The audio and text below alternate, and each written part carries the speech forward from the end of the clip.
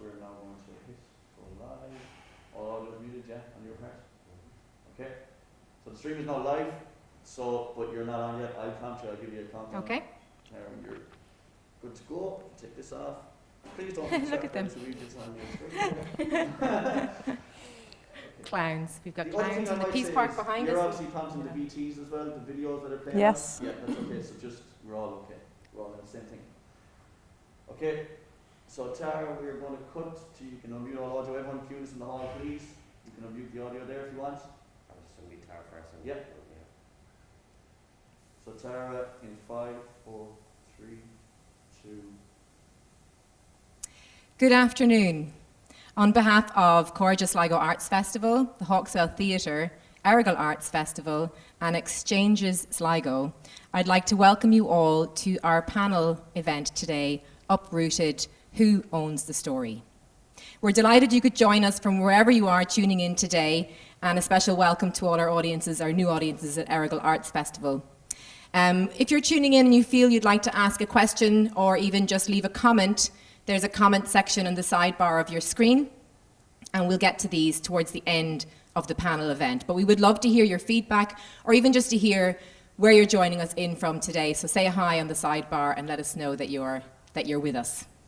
Before we begin today's panel event, I'd like to give you a bit of background to this incredible project, which has its origins back in 2017, and it's really grown and strengthened and taken on wings since that time. In 2017, Cairde Sligo Arts Festival, together with Hawkswell Theatre and theatre artist Donal O'Kelly, offered a series of taster art form workshops, which we opened out to communities from diverse cultural backgrounds. We had a great response to these, and in particular to the theatre workshops. From this point, Cairde Sligo Arts Festival, with funding from Mayo Sligo Leitrim Education Training Board, and with our partners, the Hawkswell Theatre, offered a series of acting classes where Isabel Claffey, who is on the panel today, became the group's regular facilitator. Over a period of time, we took part in acting classes, role play, improvisation, devising, and most importantly, building an ensemble group. These classes formed the basis for the Uprooted theatre group. Next, of course, there was a hunger to create some work. So Cairde Sligo Arts Festival, supported by the Hawkswell Theatre, applied to the Arts Council for a commission award to work with a company who we deeply admire as professional theatre artists who regularly work in community contexts and whose works are groundbreaking, thought-provoking, highly engaging. That's Feidlim Cannon and Gary Keegan of Brokentalkers, who will also be joining us at some point of today's panel event. Funded by the Arts Council and supported by our partners, we went on to create a theatre project which became to be known as Uprooted. We shared this work in progress at the Arts Festival in 2019 to tremendous response from audiences over a 4-day performances. We plan to come back and produce this fully and bring it back to the Arts Festival in 2021 and to tour to Earagail Arts Festival. But the pandemic had other plans for us. But undeterred, we continued to work over Zoom for a long period of time, and we decided to make the move from a theatre project to a short film project. So over Zoom, we discussed how we would adapt the work from theatre to short film. We enlisted the services of Anna and Zlata from Invisible Thread Films, who brought together an incredible film team. And we were in residency here at the Hawkswell Theatre for 2 weeks, rehearsing and filming, in between taking regular COVID tests and staying in within our wonderful bubble ensemble. Today's panel event is also part of Exchanges Sligo, a programme which is run by Sligo Arts Service in collaboration with Create, Cairde, the Hawkswell Theatre and The Model. I hope you're still with me. You can see that it takes many hands to support a collaborative project of this nature. At this point, I'd like to say thank you to the Arts Council, to our partners Hawkswell Theatre, to Sligo Arts Service, to Mayo Sligo Leitrim Education Training Board, and to Earagail Arts Festival, to Studio Rove, our wonderful live streamers all this week at Cairde Festival, and to Colin Gillen of Framelight Studios, who has created the films and edits of the films that you'll be seeing throughout today's panel talk. But without this group of amazingly talented performers, absolutely none of this would be possible. So to Gary and Feidlim of Brokentalkers, Abigail Ramaabya, Charmaine T Matonsi, Grace Moyo, Donovan Siziba, Noreen Callaghan, Nokwanda Siziba, Melissa Mpofu, Rosemary Chilufya, and Elaine Hanson.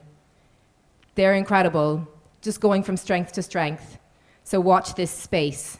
You'll hear from them now as I hand you over to our host, Jess Majekodunmi, a design historian, an innovation designer, and okay with contradictions. An occasional poet, Jess has recently joined the board of directors of Irish Writers Centre. She is a co-founder of Beyond Representation, an organisation championing women of colour who are breaking new ground in Irish media, art, and business. I hope you enjoyed today's panel, and I'm going to hand you over to Jess now. Thank you very much. Thank you so much, Tara, and welcome to everyone joining us here for this live discussion. Given that history of Uprooted, it seems only right that we are on stage at the Hawkswell here in Sligo, talking to you through a screen. And it's just such a pleasure to be here. For the next hour or so, we are going to be asking that question: who owns the story? When it comes to socially engaged products, particularly when they are culturally diverse, who really does own the story, and how does that actually happen? I'm joined on stage by 4 of the cast and creators, and I'm going to let them introduce themselves. So I'd love to hear from each one of you.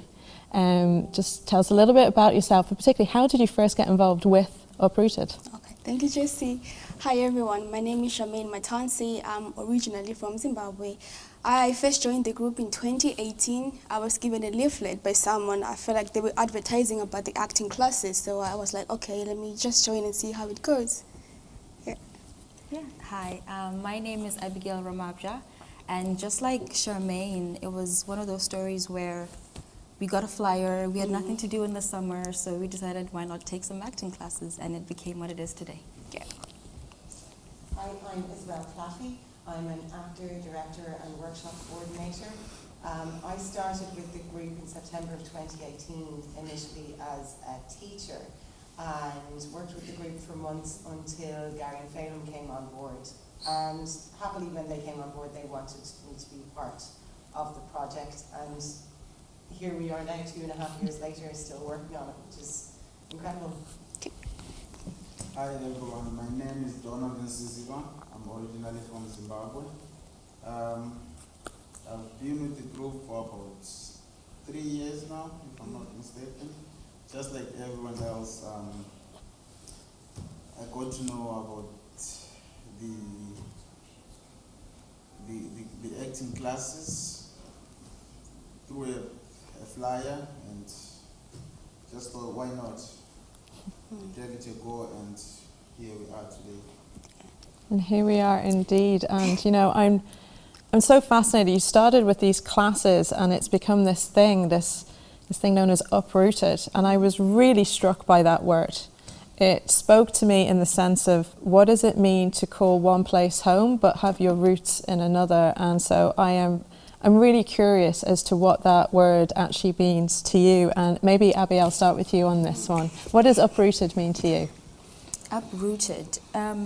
I feel like the word is self-explanatory. You're just pulled from the root, from one place, from where you come from and where you've grown up, and these roots are suddenly placed in another place, and you almost cannot return back home, and now you have to adjust to the soil and everything else. So uprooted to me kind of means it's more than just moving, it's adjusting to the new environment that you've been put in and setting your roots there and adjusting to everything else around it.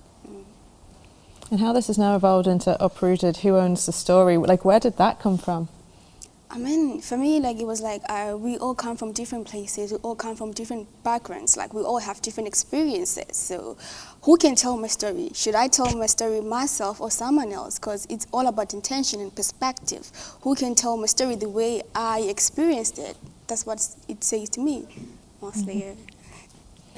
And so, you know, in a little while we're gonna see some clips, because obviously this has now become a short film, so we've got some behind the scenes footage. But Donovan, I'm curious from you, like, what did you get out of the acting classes? How did you start to tell your story through those classes and start to act and write? How did it happen for you?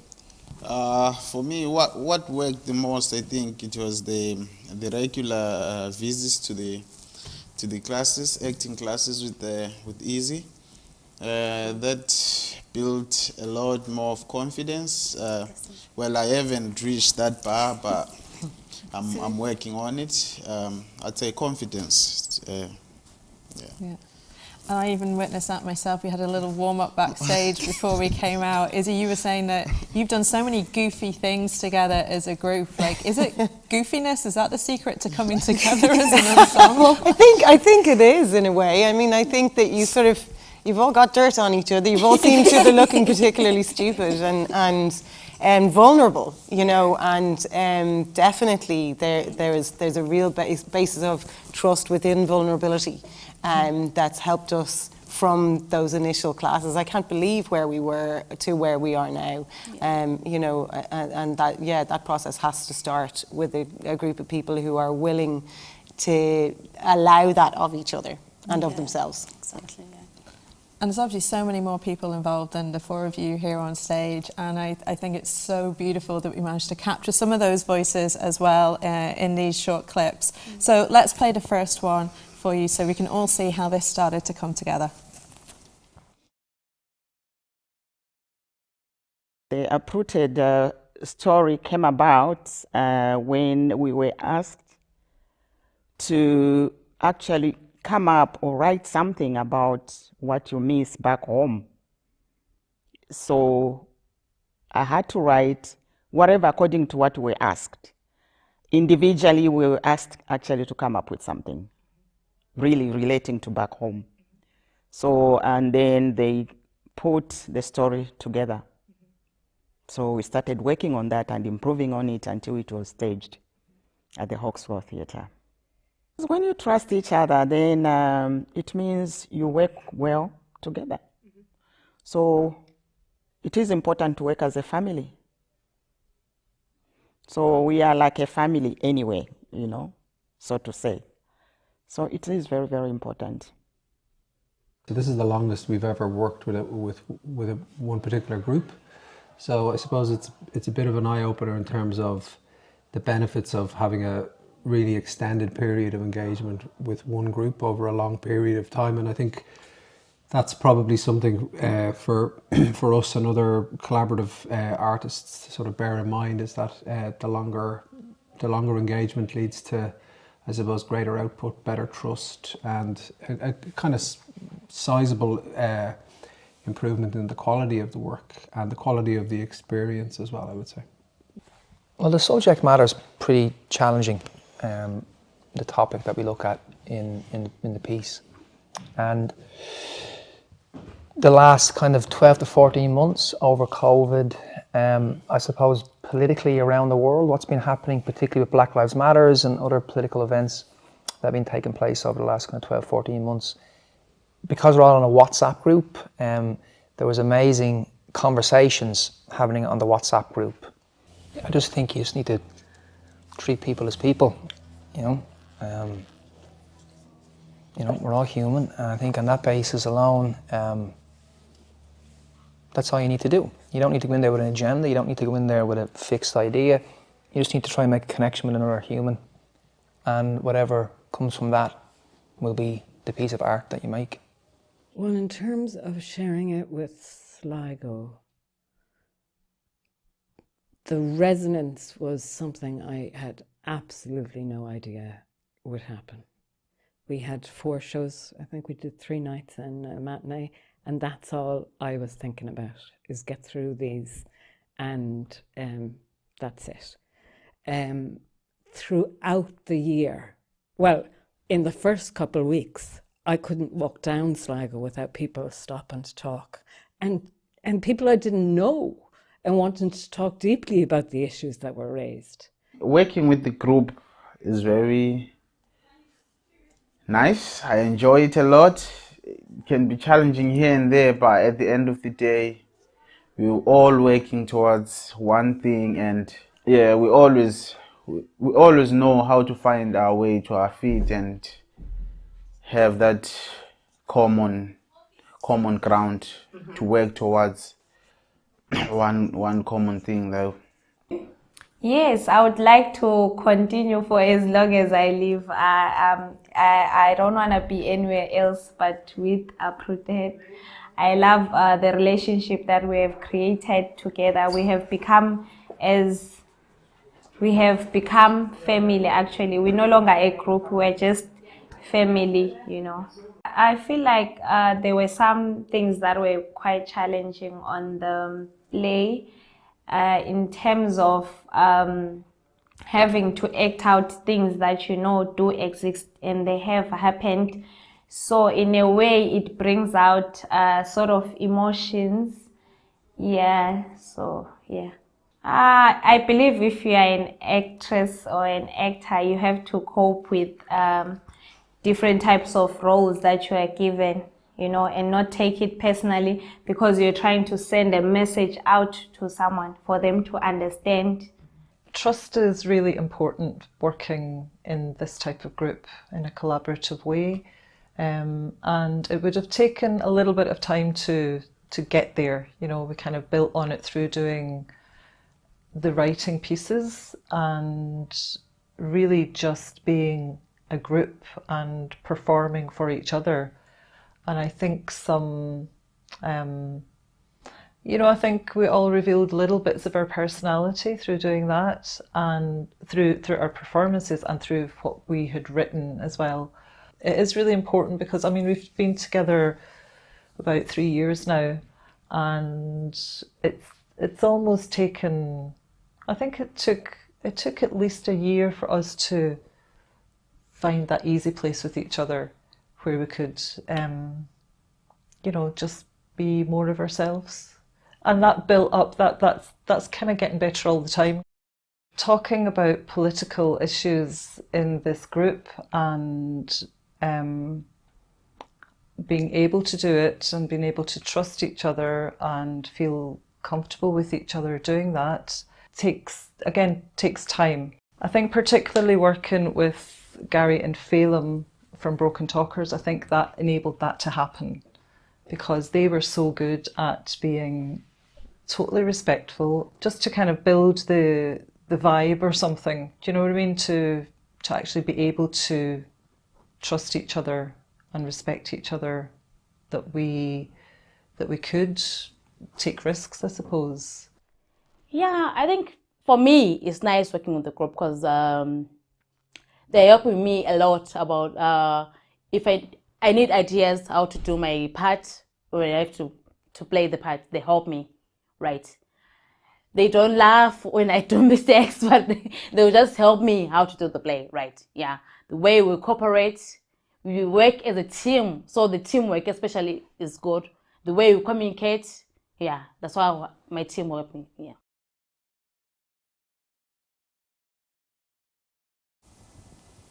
Well, how was that watching that and reflecting back on that process? That was nice. There were so many things like that. Teamwork, communication, and confidence, being able to do it. Yeah.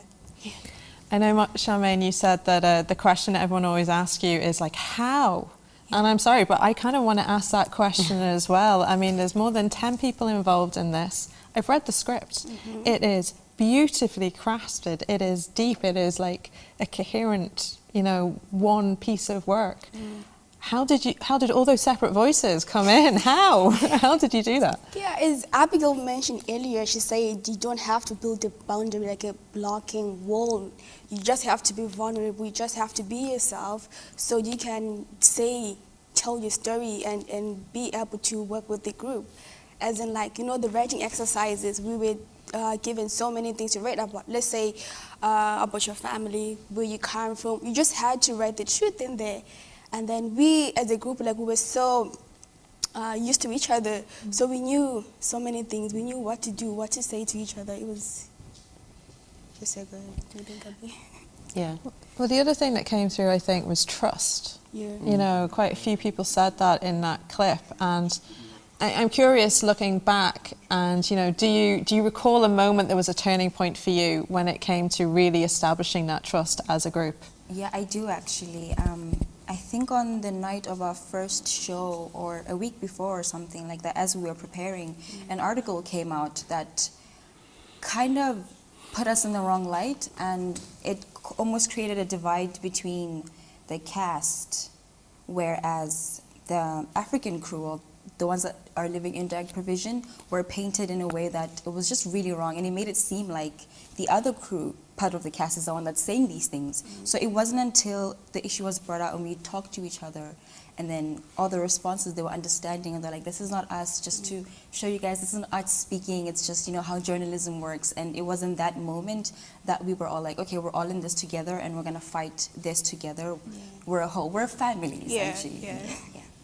That's right, and a lot of what's gone into the work has come from situations like that. That was one that we all shared, but we've also shared stories of things that have happened in our own lives, and just taking those things apart and giving each other our opinions and our feedback is what has built our story this far. Yeah. I think it's probably quite easy to use the words trust and vulnerability, but it strikes me as something that's very hard to do. Donovan, did it come easy to you to just kind of embrace this sense of trust and vulnerability, or how did you have to work on that? Well, it all goes back to confidence, like I said before, you see. So I got comfortable around everyone, and that way it was easy for me to like let go and let loose and share my views and my feelings, you know, all that, yeah. Like everyone was so accepting. That was the biggest issue. Like, as I always say, we come from different places. We are all different, but then we accepted the differences and then acknowledged them as well. Like, we are different. So, yeah. I think part of the problem is people ignore our differences. It's like we can sit in a group and acknowledge the fact that she's from Zimbabwe, I'm from Botswana. Exactly. You know, people from all over the place, and not just pretend as if we all live in this world where we live the same experiences. We don't. And the moment you don't acknowledge that, you pretend as if they don't exist, which then creates this divide, because I'm like, I can't openly speak about my experiences in this group because we all act like we're living the same. Exactly. So it's acknowledging that we're able to work and function as a Exactly, yeah. It's like saying, okay, I've been through this, and then someone says, oh yeah, I think I've been through something similar as well. I mean, yeah, I've never done that. I would never do that when, you know, that's not what it's about. It's like, let me speak and tell you what's going on. So yeah. Do you think that in your experience, and something that tried to come out was to really say that very clearly, that we all have had different experiences. We are not all the same, even if you're the same colour as someone else. Yes. It's not the same for anybody on the cast. Yeah, I think we found a way of expressing that properly, and I feel like it's not just us that are foreigners. We have someone from Scotland, and even in those differences, there's similarities in that you have to assimilate in some areas, you have to change a bit in how you function. So yeah. So we're lucky in that Feidlim and Gary from Brokentalkers are going to be joining us shortly by video. If the technological gods are willing, we're going to cross all our fingers. But for first, I want to ask a slightly cheeky question. I want absolute honesty here. When you first met them, what were your first impressions? And Donovan, I'm going to start with you. What was your genuine first impression of Feidlim and Gary when you met them? Well, Gary's appearance intimidated me, but because I didn't know whether I was going to be able to do what I'll be asked to do, you know, because this whole thing is new to me, you see. So I wasn't really sure. I got a bit of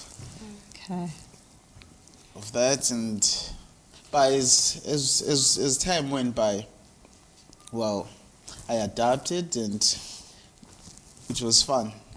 It is still fun working with them. What about you, Izzy? What was your first impression? Yeah, I mean, I was really excited to work with them and to be in the room together, having heard of their work before. But when we did start, it was funny because we had worked so hard on becoming an ensemble and on our cozy little group that there was this little this stretch that needed to happen in order to let them in. And luckily they were so careful and so gentle with us that it happened quite naturally in the end. And Abby, am I right that you actually saw Feidlim on stage before you met him properly? Is that right? Yeah, and he wasn't playing a very nice character, so I was like, oh my God, is this what he's like? I can't tell. But they're very talented people, so it's hard to sit in a room with people that shine that bright. And you kind of want to be as bright as them. Does that make sense? You kind of want to, you feel intimidated by how amazing they are at that work, and we just kind of hoped you'd end up the same. So, that's so true. For me, the first time was a bit uncomfortable, but then I just like their personalities. Like they kind of like complement each other. You know, Gary will tell you something as it is. Feidlim will try to tell you something in a nice way. So you have to read in between the lines and say, okay, fine, that's okay, Gary, that's okay, I understand. And on that, let's turn to the two guys themselves, Feidlim and Gary. I mean, it strikes me that you clearly have built up this trust with the group to the fact that they can be so honest in saying, looking back, what were their first impressions of you? So maybe you can share your stories. What were your first impressions of meeting this group? Hi everybody. Our first impressions, well, I can't say our first impressions, I'll talk about my first impression. A bit like the guys, it was intimidating, you know. You go in, you're meeting people for the first time, and it was very obvious to Gary very quickly when we were doing kind of improvisations or kind of acting exercises, just how good they were. So we're like, oh, they don't really need us, you know. It's all there. So that was intimidating. As I said, it's always a little bit strange meeting people first, but they were so welcoming. So that kind of nervousness that was in the room was on both sides. It was Gary and I traveling to Sligo from Dublin, going, what are we going to do? How are we going to approach this? What's going to happen? All the usual questions when you begin a process of a new project. And then, I don't know, for me, there was an immediate connection with the group. They made us feel very welcome. They had a rigor about them when it came to the work and a commitment. And once that's there, it's easy, you know. Was it easy for you too? Gary, you're muted. Mark told me about 10 times to make sure I unmuted myself, so well done, Gary. Yeah, it's always slightly terrifying starting work with a new group or a new set of people, because particularly a group that was so well established and had their own dynamic and their own practice. So we're coming in and we're hoping that we don't set them back, that our being involved will be of benefit to them and their practice. So yeah, there's always a little bit of insecurity and uncertainty starting work with a new group. It's not as if we had any answers or any plan really to start off with. So it was just really about spending time with them, getting to know what their preoccupations were, what their kind of creative impulses were, and starting from that point, as opposed to coming in with a very clear idea. So I think I think we all collectively managed that quite well, in that we took our time. We were careful. All of us were. We moved at quite a slow, careful pace. I suppose on a personal level, they're all like. I mean, the group is a nice group to be part of, and I suppose I would feel part of the group as opposed to, now I would feel like as though I'm part of that group as opposed to sort of like the director or one of the sort of direct and sort of personal as well, I would say. You froze for a moment there, sorry, Guy, but I think you were actually just saying something quite interesting about how you kind of probably started on the edge of the group in the sense of being the director, and to now a point where you feel part of it. And it strikes me that it could have been very easy for you to essentially be in a position of power or influence, and a bit like the story you're telling, make it very sensational as opposed to authentic. And other people watching, I know this is going out to the film festivals, and so for other groups who are trying to also take a similar collaborative approach like that, how did you navigate that? How did you approach it, and what advice might you give? And I'll go back to you, Gary, on that first. Yeah, well, I think just like, I suppose to be honest, that there has to at some point be somebody, or there has to be some decisions taken, and there has to be some scheduling, and there has to be some logistical planning. So decisions need to be made, and they can't all be made. Every one of them cannot be made. There has to be somebody to make the decisions. So Tara made a lot of decisions around, when things would happen. Feidlim and I made a lot of decisions around certain aspects of the film. So I think even if you're working collaboratively, it's not as if we're all kind of, making every decision collectively or by committee. So we did, in the early days, we did come down with some sort of a plan. Like once we knew kind of what track we were on, and we would introduce writing exercises and give prompts and stuff like that. And then it was for the participants, for the group to respond to that, and that becomes the sort of the creative interchange. So yeah, it's a bit of a balance between wanting to actually hit a deadline and make something, and being kind of open to what the group's what the vibe is within the group, and what they want to say, or what we want to say. So for me, it's a bit of a balancing act. Now, Feidlim, you're also acting in the film, and your character, based on the script that I read, is quite honestly quite hard to like. But I'm curious as to whether you think that we should have any empathy for that character at all. So maybe you could just tell a little bit about who that character is, and maybe touch on that point about how the audience would respond to that character. It's all me. Oh no.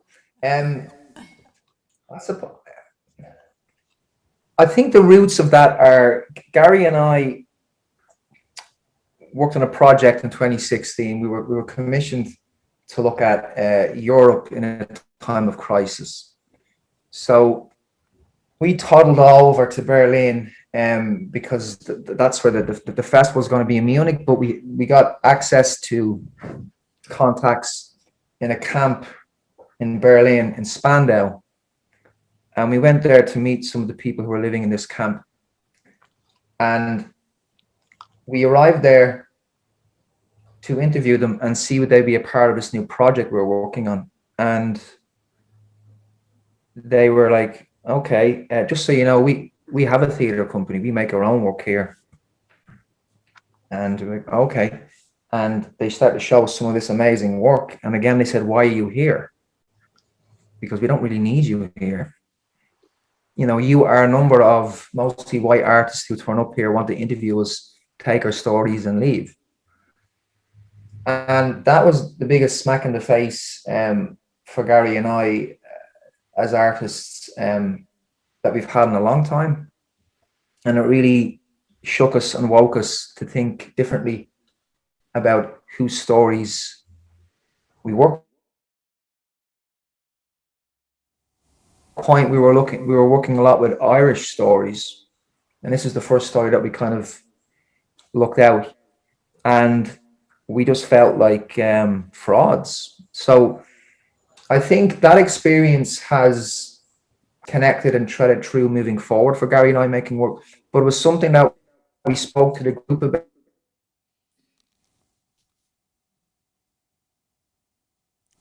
And we Or when have frozen there. Sorry, Feidlim, we lost you there for a moment. I'm going to kind of come back into the room for a second because, you know, I've seen the panel here are actually kind of reacting to you, particularly when you made that comment about, as artists, kind of that moment of really getting kind of like, I can't remember what you say, smacked in the face, hit in the mouth, smacked in the mouth, hit in the face, whatever it was. And I'm kind of curious to, like, were you aware of them as, you know, this group coming in feeling like that or having that history? And how are you responding to that? Abby, maybe you reacted to that comment. This is the first I'm hearing of this story, which is, really? Yeah. So it's very, it depends on where you're coming from, right? Because you could tell, it gives off very white savior complex, where you find a group of people, you want to tell their story, but you tell it in a way that kind of makes you the good guy out of everything. It's more so about you being the person that's telling the story than it is about the story itself. So I think that's one thing that this group has found a way to talk about, and Feidlim and Gary have been comfortable enough to be in a position where they're seen as the white savior. So, yeah. And that story comes through. It strikes me as that you all of you needed to be very brave and take risks to tell this story well. In what ways do you think you have to be brave, Charmaine? It all comes down to being comfortable around them, trust as well, because I'm at a point where, okay, fine, I'm telling them my story. How are they gonna tell it? How are they gonna handle it? How are they gonna accept it if they have to accept it? You know?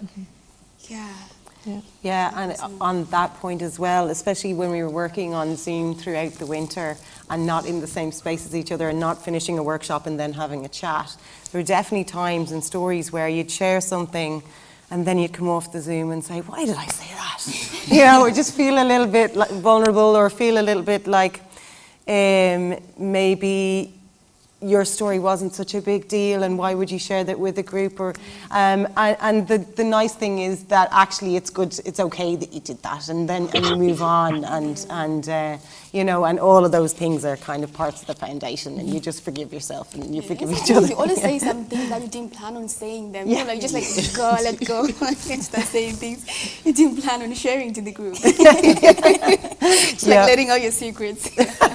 We know them all now.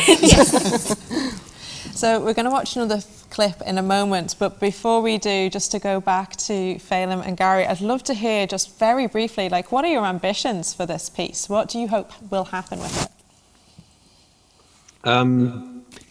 it? Just having the opportunity to watch some of the rushes of the 3 days of filming, it's an incredibly well shot, well performed piece. Like, it looks great. We're happy still with the script. Like, we knew the script going into it was fairly robust. Like, because as a group we had so many different readings of it and rewrites and tweaking it. Like, so it went through a very rigorous process. So I think the ambition is to really get it out there in a big way, because it's such a neat idea as well, you know, this idea that we landed on just before Christmas, of, you know, the idea that the director and the group are kind of at odds. Like, there's a real nice dramatic tension to the thing that really comes across in the rushes that we've seen. So there's no question that it's going to be, you know, when we get it edited and finished and all that sort of stuff, that it's really going to speak for itself. It's a really neat idea, and The technological gods, I think, have finally given up on us, and we caught most of that at the end. So I'm just going to say thank you so much to the two of you for joining us on screen, on stage. It was great to have you here and tell the cast some stories that they haven't heard before as well. Thank you so much. And I think now we're just going to play the final clip, and we can see some of the hopes and the ambitions that the cast also have for this project.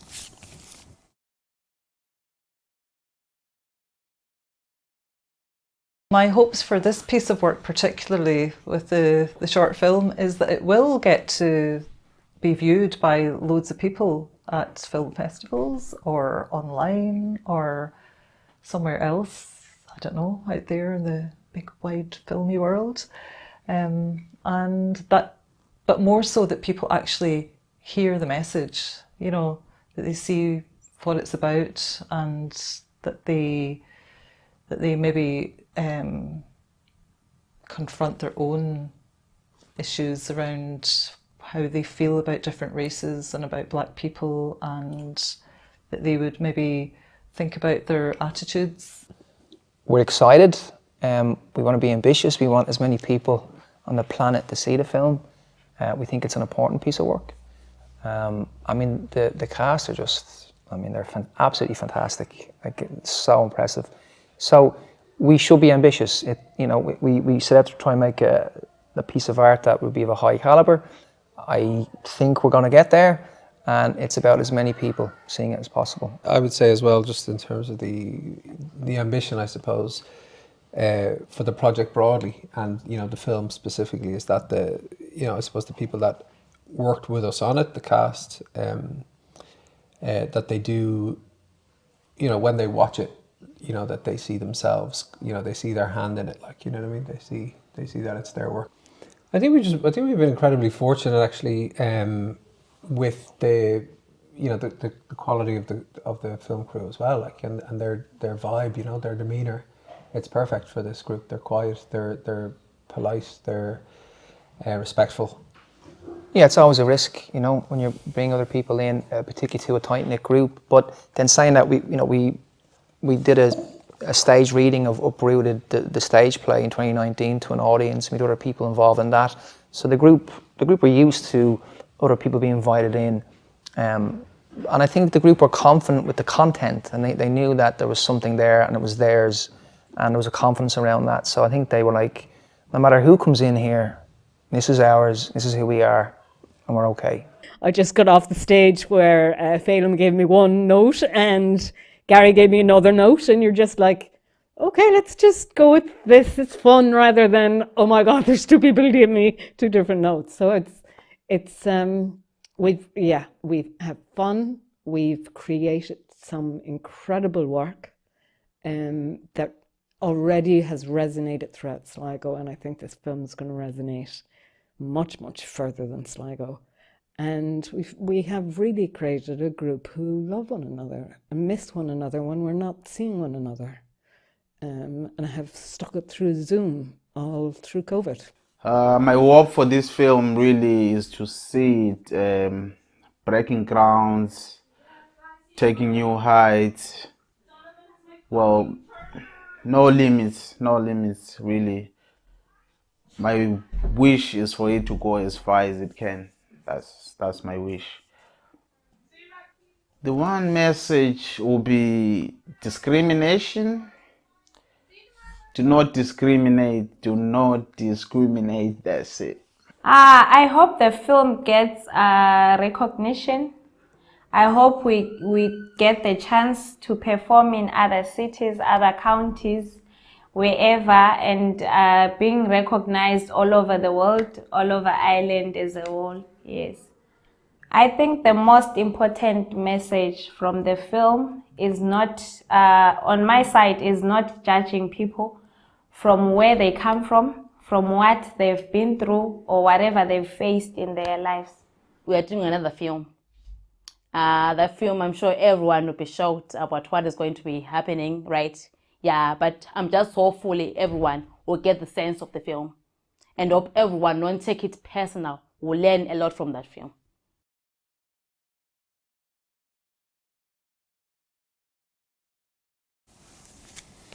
You must just be so proud of having made the film. I mean, this stage, this theatre was turned into a film set just a few weeks ago. I mean, Donovan, what was that like? It was a bit scary being in front of the camera, not knowing how to behave, you know.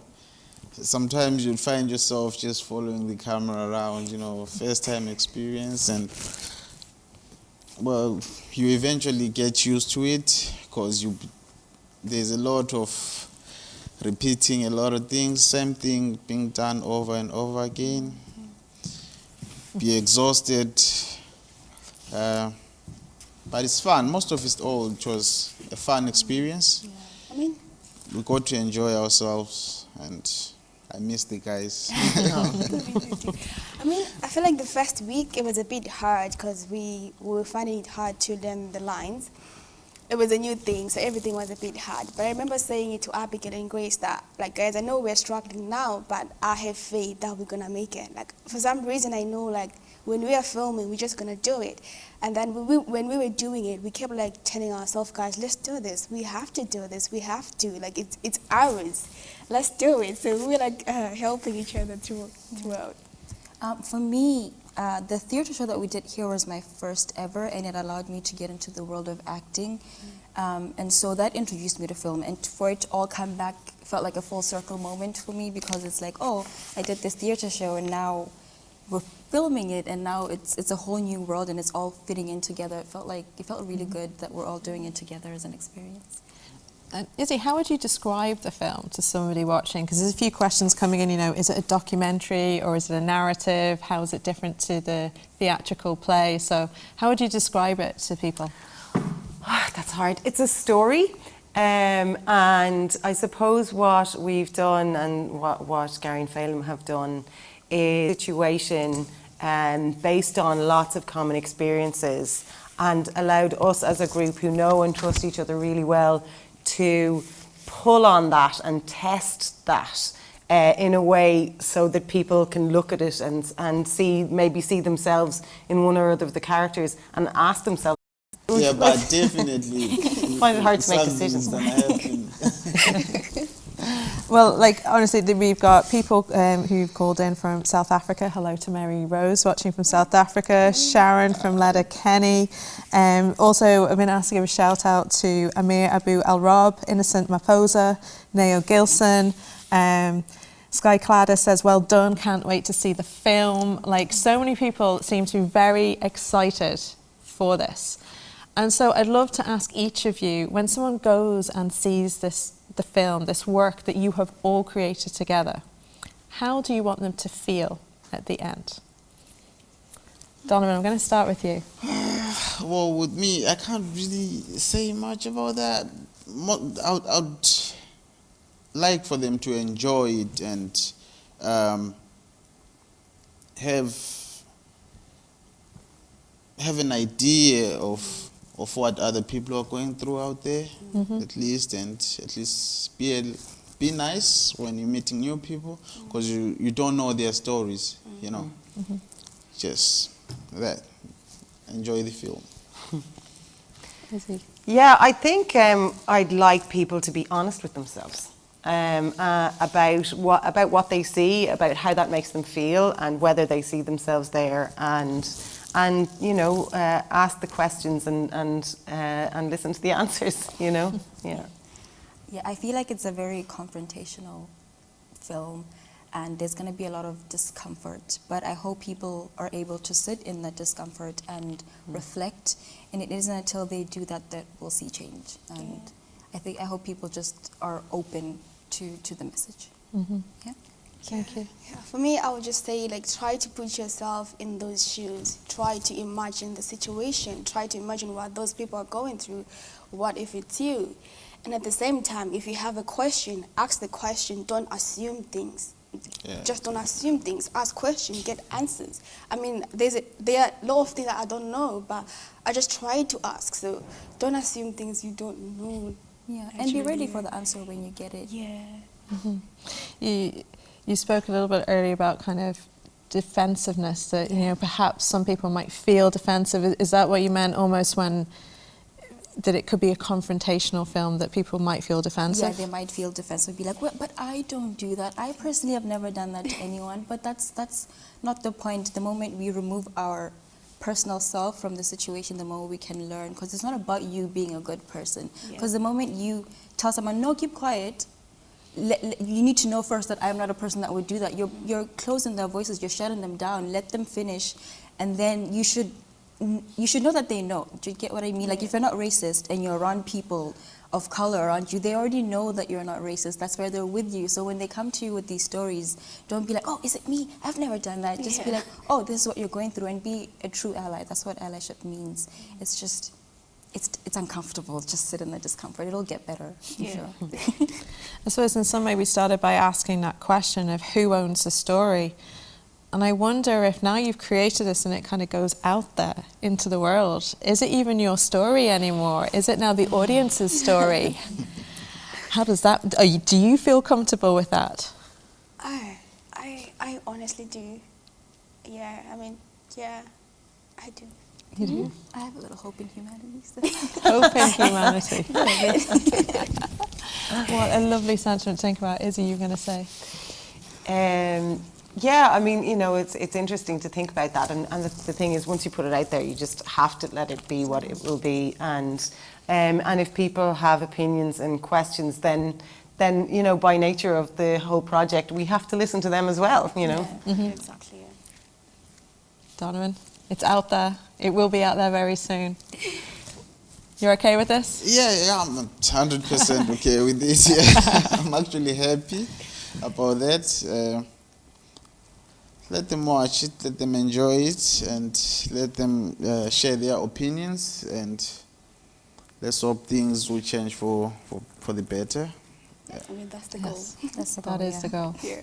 Well, thank you all so much for your generosity and honesty in your time. I feel like I've entered into a family here, so thank you for making me feel most welcome on this home, your stage that you've done all this work on. It's been such a pleasure.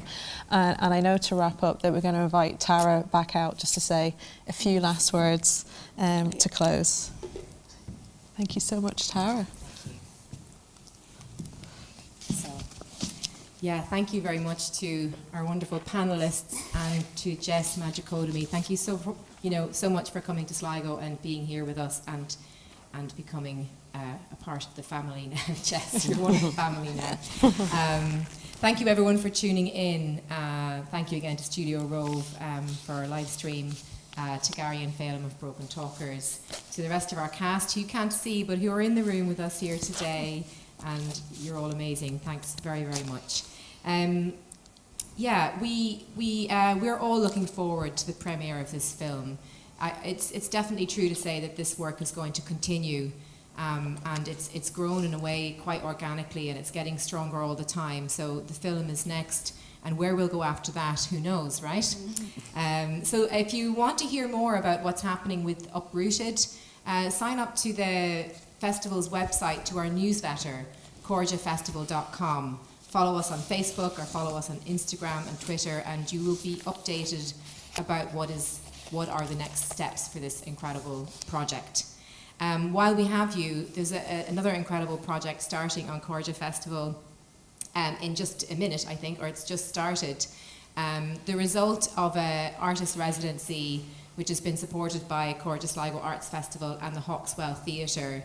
Irish-based Palestinian artist Amir Abu El-Rob, and I know he's been watching and possibly still watching this, if he hasn't switched over to his own work, is presenting a new piece of work called The Road, which was created during the residency here in Sligo the week before the festival. So that is being premiered on Facebook Live, so do go over and watch that there. But thank you all so much for tuning in. Do stay in touch with this project. Thank you once again to these amazing people behind me, and I hope you have a lovely rest of the day. Thank you.